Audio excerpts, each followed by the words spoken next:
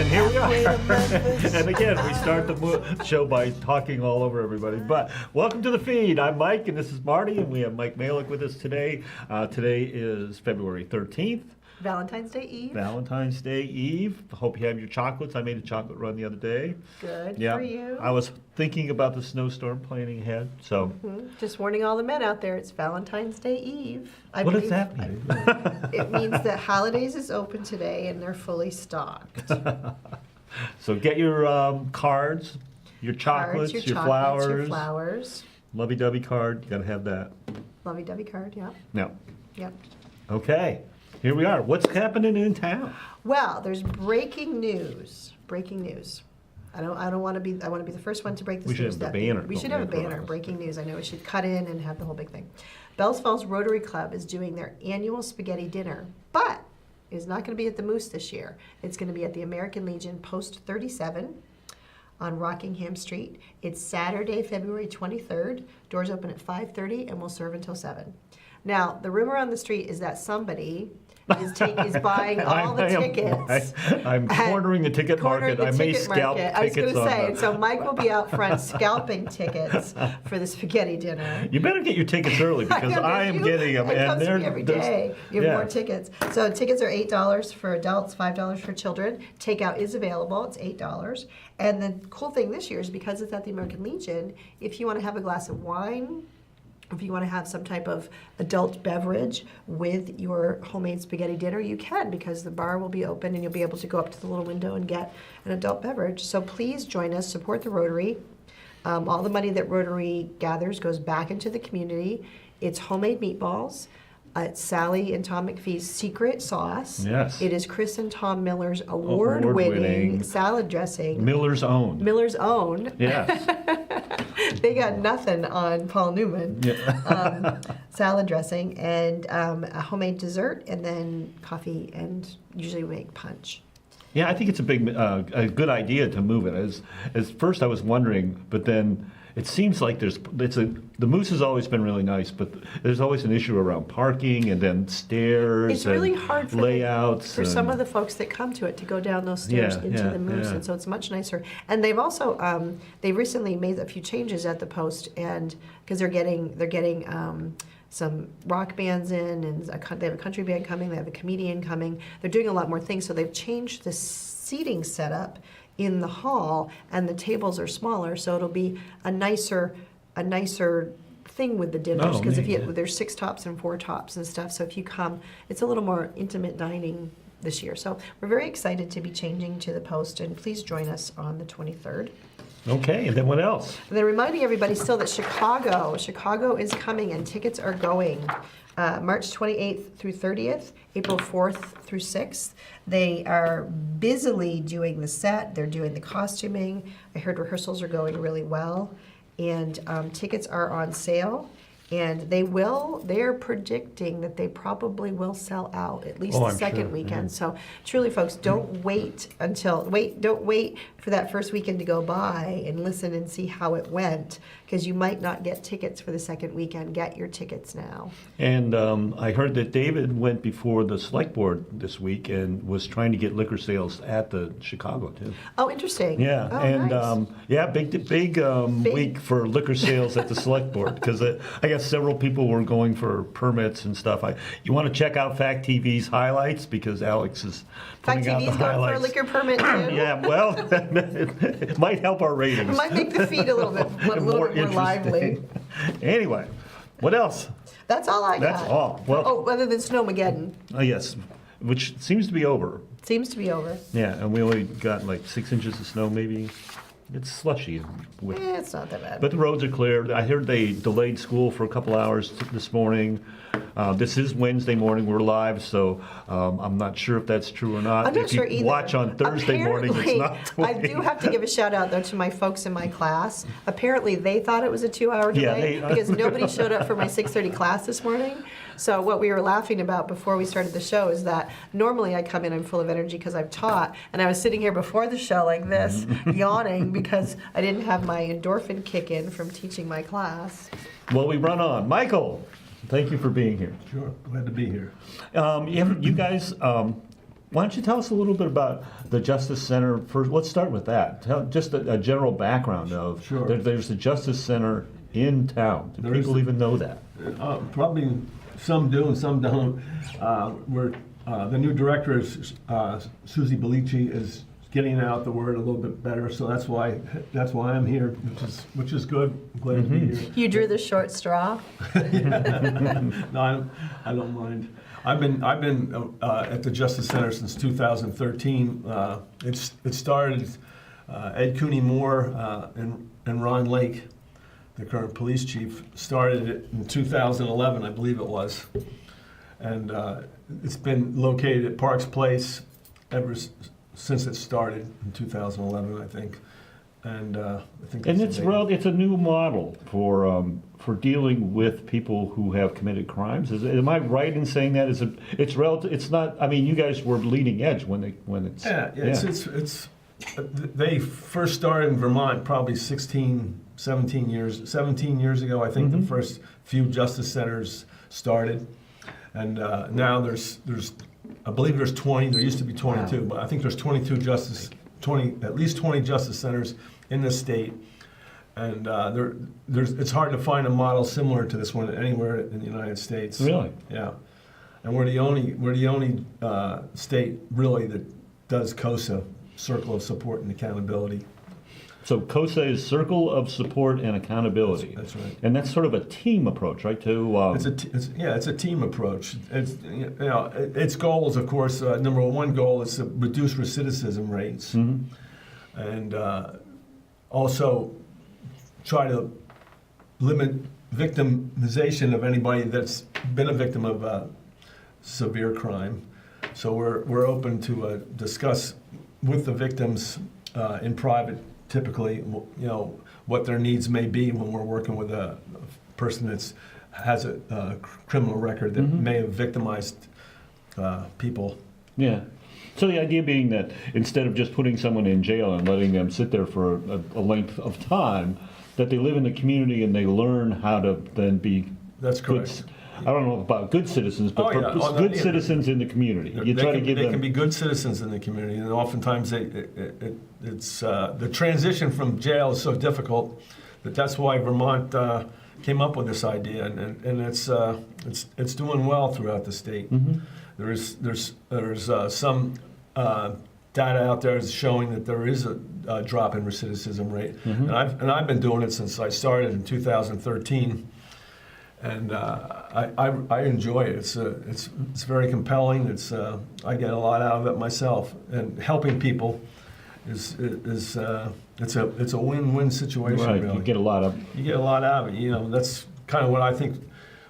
One of the missions of where I were on the earth. To try to make it better for the next generation. And so each COSA is run by myself as I instigate the COSA. I work with corrections to get clients that are typically still incarcerated. We see them inside. I get 3 volunteers that are trained. There's a training involved, and we're always looking for volunteers because we're almost limited by volunteers how many COSAs, because the state wants us to have 3 volunteers and a person like myself that's on the payroll somewhat. I mean, it's a part-time job for me at this point in my life. So we're always looking for volunteers because I could do more COSAs. I'm doing 3 right now, so that's roughly 9 or 10 volunteers that have, and it's usually a weekly commitment of an hour a week. So it's work, but it's What does it for a year too, isn't it? Typically a year. You stay with this person for the year. At least a year. Sometimes it goes longer, and sometimes it's shorter, and sometimes they go back to jail. Sometimes it doesn't work out. They get a job and they're just overwhelmed with too much to do. So we say, okay, look, you focus on your employment and your groups. They may have oftentimes there's a substance abuse issue with the folks, so they are often working on that simultaneously with getting a job, getting their feet back on the ground, and just surviving. It's a very difficult transition from incarceration back to the community for many people, And oftentimes the people have no money when they get out of jail, and they may have literally the clothes on their back when they went in, which could have been 10 years ago. Yeah. And they could have lost their family ties. They did something bad, and they could have lost all their connections in life. So that's where we come in. So when you have a volunteer, and it's a commitment of an hour a week, what do they do during that hour? What is the? I mean, if I wanted to be a volunteer, what would I be doing? You sit in a circle with the core member is the person that's on supervision still, because all the people that we see in COSA are still under the supervision of the Department of Corrections. So they've been released from jail, and the idea is to release them before they max out, which is the end of their sentence, when the state has no longer any ties with them. So you get them before they max out, they come out, and the 3 volunteers and myself will often visit the individual in the facility several times before they're released. Mm-hmm. We'd like to do that even more, but it's work in progress. The sooner we start to develop a relationship with an inmate that's going to come out before they max their sentence out, we feel the better the transition will be for them. The more they'll have more stable things they'll have hooked up in their life when they get out. They'll have a primary care doctor. They may have to go to a substance abuse group, and then they have to also come to our group. So we try to line up all the basic necessities within. So the volunteer is constantly in group for an hour a week. And they're but that's it. I mean, do they help people connect? They can, yeah. Ideally, they can help give a ride to the person, the core person again. But the sort of basic function of the volunteer is to sit in the group and talk and provide sort of like a sounding board or feedback, and develop a relationship with this person and see what they may need, and also hold them accountable so that they fully understand the ripple effect of crime within the community, and so they're less likely, in theory, to do it again. Uh-huh. When you were talking about that, there was an article about the movie coming out, and it was talking about COSAs, and I liked one of the quotes that was in there. It was, the idea of the COSA model is to walk with a core member as he or she transitions from prison to the community. They're to provide support, friendship, and accountability. And I think the accountability is probably a big, it's tied into, later in the article it says the rate of recidivism drops when folks are involved in a COSA team. Do you think there's a direct correlation between kind of having some people they have to be accountable to, as opposed to just being left on their own? There's a huge correlation in my personal belief. My personal belief is connection with community and your fellow man is one of the key reasons why you have a healthy life. That's my theory, and that's one reason why I do this. For all, this is key for all of us. So not only for an inmate coming out of a facility, but also you have to realize that lack of connection causes addiction. In my belief, that's the #1 cause of addiction, and that's typically one of the major reasons why people perpetrate crime on other people, because they just aren't getting their needs met, and they don't feel like anybody cares about them. I mean, so it's a human condition that people develop where they feel like nobody cares about me.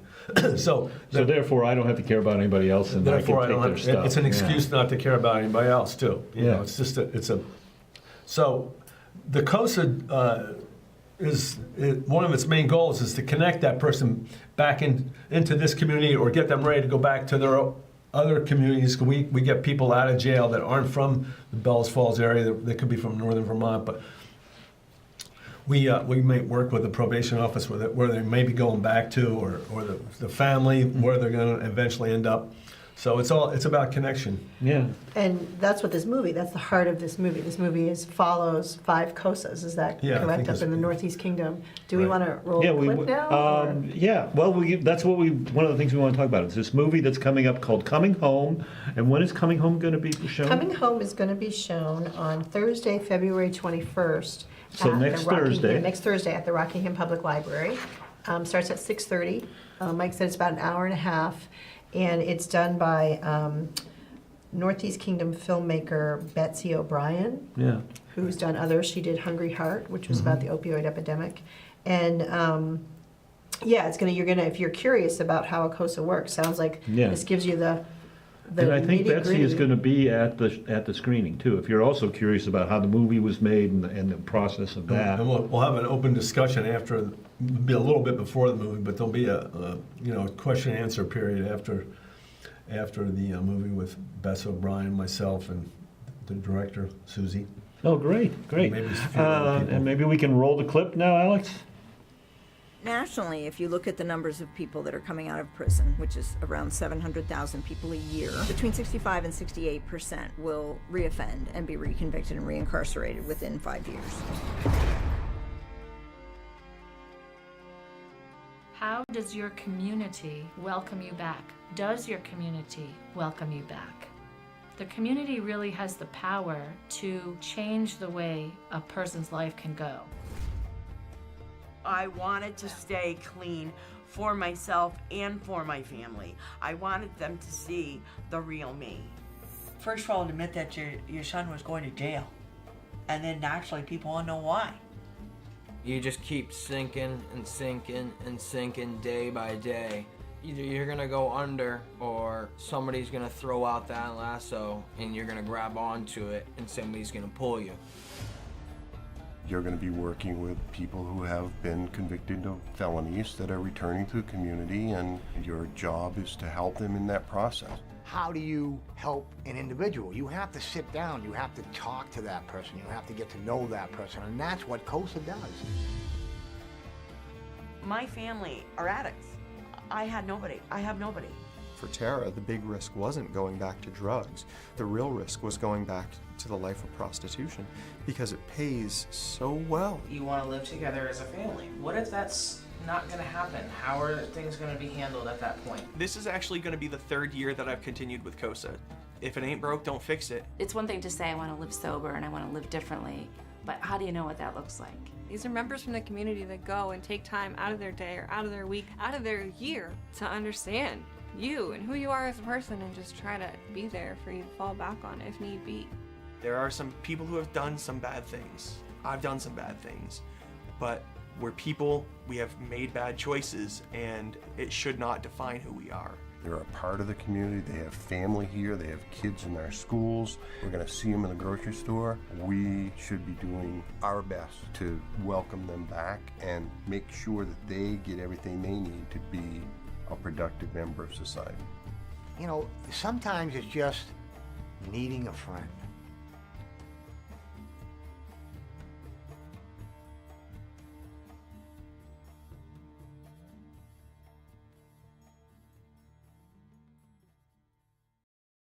Wow, that looks like a powerful movie. Yeah, I'm very intrigued because you all came to speak to Rotary a couple weeks ago, and you were talking about the COSA, and I find it interesting because I think that from what I'm learning, and kind of new but learning, being connected through Greater Falls Connections and stuff, and the biggest thing is that we as a community have a choice to either ignore that there's a problem or embrace it and see what we can do as a community to make it better. And I think that something like COSA, if we embrace it, can certainly, at least we're actively doing something to make it better. I think you're right, Marty. I totally agree. A COSA volunteer is, in my belief, is making the community a safer place by becoming more aware of the difficulty people have. I mean, we all, as human beings, face challenges that strike us as being monumental at times. It's part of the human condition. You add incarceration, and it gets a lot more difficult. It just does, because nobody likes to spend time in jail. Some people get quite used to jail, and they don't do well when they come out because they become institutionalized, or they feel safer in there, or they get 3 meals a day. But in reality, I mean, who wants to be incarcerated? And so this discussion isn't going to debate the length of sentences or anything like that. But I believe a smoother transition to normal life can happen outside the facility with the eyes of town folks on people. It creates a very good community, and you can talk to any of my volunteers. If anybody wants to call me at 802-376-9637, I'll tell you about it. And a lot of my volunteers are willing to talk about it too, because they learn a lot about life and about how we're all affected by each other. So the community's better off. Yeah. It's a winning situation all Well, the way around. one of the things you said this morning that struck me was we have this image of, people go to jail and that somehow makes them, it's the system makes them better or something, but it's actually almost the opposite. But the way you're telling me is our concept of what being in jail or being in prison is really off. We have this wrong. I kind of think it is to a certain. I mean, because connection is feeling connected. I think is the number one reason why people get addicted and do crime, because they kind of just blow people off. They figure, well, they don't care about me, I won't care about them. But in reality, many people care about other people, and if we become more conscious, more aware, more mindful every day about the community we live in, we take responsibility for that community, and we make a stronger community, and we make it more open so that people are less likely to go down the road of crime, because they're going to feel accountable. They'll feel shame if they make a bad mistake. When you have connection, shame comes into play. Oh man, I can't do that because I know my neighbor. Yeah, he's my friend. Or he's my friend, or I've seen him suffer and I had to help him. So I'm not going to perpetrate on that person. So these are all about connections and about making life a better place to live. And with electronics and with our fast-paced society that we've evolved into, this is a no-brainer. This is a step back into the old days. And I'm old, so it's easy for me to step back. and I'm glad to step back, and I'm proud of what I do, and it's part of my life now. And I've told that to my wife several times. I said, man, I can't. I said, when I walk down the street, I just feel better about myself now, because I just know so many people that have suffered out there, that have been incarcerated, and I'll stop and talk to them. My dogs and I'll chat with them. And I don't know, I'm a lucky guy for doing this. How do people get identified to be in ACOSA? That's a good question. I myself, I'm a former probation officer actually, so I'd like to think that gives me a foot up in understanding who I think might be good. So if I know an individual that's incarcerated, I can just talk to the head of the probation office, and then I call the jail, and I'll put in my 2 cents, and sometimes I'll get a person that I want, or oftentimes the probation officer will contact the Justice Center and say, I've got a person that's I'm really worried about, they're coming out, are you interested in seeing them inside and see if he'll be appropriate? So then we go inside, we interview the person and decide whether we explain COSA to them and decide whether this person is agreeable to be accountable, to try to move forward in their lives, and then we'll say, yeah, okay, we'll take you on, and we'll sign a little agreement, and we'll start taking the volunteers inside the facility with me to see them in a secure location where we begin to establish a relationship with the core member, which is the person either incarcerated or formerly incarcerated. As we were sitting here, I was just thinking, when you were describing that model, I was thinking it's kind of similar to how Big Brothers Big Sisters work. Yeah. Sure. It's you know, and a lot of people volunteer for Big Brothers Big Sisters. You know, they feel good because they want to help kids, but it sounds like there's equally as much of a need, and it's the same type of thing. You're kind of mentoring. You're kind of mentoring. No, I think that's a good. And giving them something they haven't had. That's a good analogy, Marty. It really is. It is a little bit like that. I mean, we never age out of that. that need for. We need each other. Yeah. You know, it's not rocket science. It's very human. It makes you feel better to care in the end. And it makes the community safer. We don't want crime, you know. No, yeah. We don't want true. victims. You know, we want to be pro-social. We want to have a community where people can grow and have make a living and have their kids run around and feel safe. So we're coming sort of to the end of our time, but let's go back over the movie. The movie is on next Thursday night. It's the 21st. It starts at 6:30. It's going to be at the Rockingham Library. That's in the it's going to be in the upstairs room, correct? The meeting room, which is on the 3rd floor. So you go to the library, they'll direct you there. And there's going to be an open discussion afterwards. And if someone were interested in becoming a COSA volunteer, what are their steps, Mike? Well, you can call me at 802-376-9637 or call the director, Susie Bellice, at 802-376-9837, or you can come to Parks Place and just ask for the Justice Center. We're in and out a lot, but texting or calling those numbers that you're interested in helping out, or you just want to have a discussion, you want to go to a coffee shop and sit down and talk about it, we can do that. So going to the movie would be a good opportunity to, one, see what COSAs do, and two, if you then were further interested, you get to meet us in person, and we'll tell you, and we'll just chat some more. And we need more volunteers, because if I had 3 more volunteers right now, I'd have another COSA, because the amount of clients that are available to help is huge. Yeah, there's no end to them. Okay, I was going to ask, is there like a waiting list? There's a waiting pre-identify list. people? We don't always create a waiting list, but I could go out and identify 4 people right now if I wanted to. And and the model calls for 3 volunteers. Sometimes, of course, you can miss. You can just call me up and say, "Hey, I can't make it this week," and we'll do the COSA with 2 or 1. Things happen. So is COSA the main program of the Justice Center, or are there other things that you guys are doing also? COSA is what I do. There's the Justice Center under Susie is blossoming into going into schools and teaching circle. The circle of... The circles. I've been in those circles. They have a name, but I can't remember the name. Yes, where you go around it. I'm tongue-tied right now. But and there's also a system of reparative panels that happens. Restorative justice.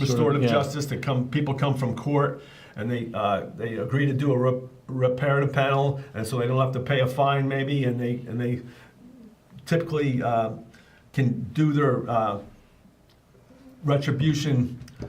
They can do their restitution with the community in the group, and make amends through the Justice Center. So that would if you're looking at people in the spectrum of from you committed crime and you go to serve time and then get out, you guys cover the whole, before, the restorative justice is actually pre-sentencing, right? Right. Yeah.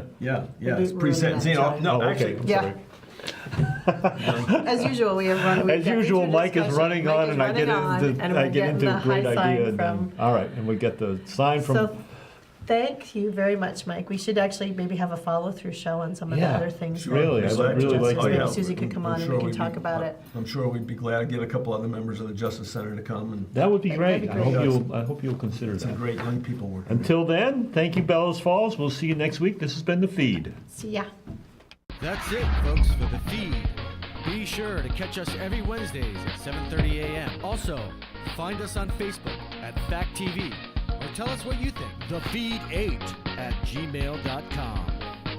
And don't forget to watch The Feed online at www.fact8.com.